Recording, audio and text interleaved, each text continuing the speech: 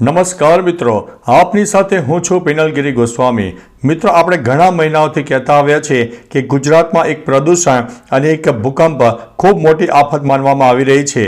ત્યારે પ્રદૂષણમાં અત્યારે નોંધનીય વધારો પણ થઈ રહ્યો છે।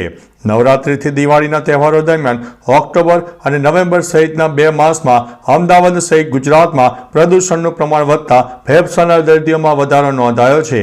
108 એમ્બ્યુલન્સ સર્વિસમાં નોંધાયેલા દર્દીઓની સંખ્યા મુજબ અમદાવાદમાં 32% અને સમગ્ર ગુજરાતમાં 38% વધારો થયો છે। ગુજરાતમાં 2 માસમાં 2023માં 16,751 દર્દીઓ નોંધાયા, જે 2024માં વધીને 23,140 પહોંચ્યા છે।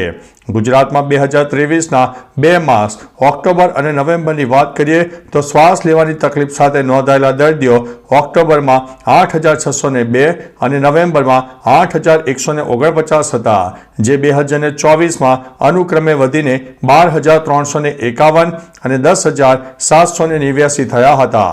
આમ ગત વર્ષના ઓક્ટોબર માસની સરખામણીએ આ વર્ષે ઓક્ટોબરમાં 43.58% અને નવેમ્બરમાં 32.40% દર્દીઓ વધી ગયા છે, જ્યારે ગત 2 માસમાં ગુજરાતમાં 16,751 દર્દીઓ નોંધાયા હતા, જે આ વર્ષે વધીને 13,140 થયા છે।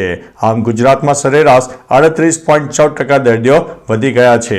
અમદાવાદની વાત કરીએ તો અમદાવાદમાં ગત વર્ષે ઓક્ટોબર મહિનામાં 2,267 દર્દીઓ નોંધાયા અને જે આ વર્ષે ઓક્ટોબરમાં વધીને 3,201 થયા હતા। આમ 41.20% વધ્યા છે, જ્યારે ગત વર્ષે નવેમ્બરમાં 3,201 દર્દી હતા, જે આ વર્ષે નવેમ્બરમાં વધીને 2,631 થયા છે। આમ 22.26% વધ્યા છે।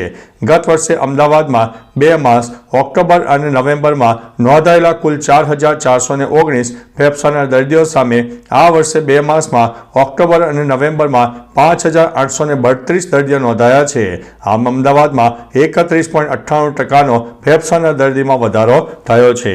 આ અંગે ફેફસા સંબંધિત રોગના નિષ્ણાત ડોક્ટર તુષાર પટેલે જણાવ્યું છે કે નવરાત્રિથી દિવાળીના તહેવારો દરમિયાન પ્રદૂષણને લીધે શ્વાસની તકલીફોમાં વધારો થયો છે અને દર્દીઓ વધી પણ રહ્યા છે।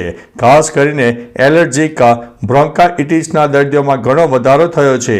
આવા દર્દીઓ ઠંડી દરમિયાન માસ્ક પહેરવો, માથે ટોપી અને મફલર પહેરવો તેમજ ધૂળ અને ધુમાડાના જગ્યાએ ટાળવું જોઈએ। તો ચાલો મિત્રો, ફરીથી એક નવા સમાચાર લઈને મળતા રહીશો। ત્યાં સુધી અમને રજા આપશો।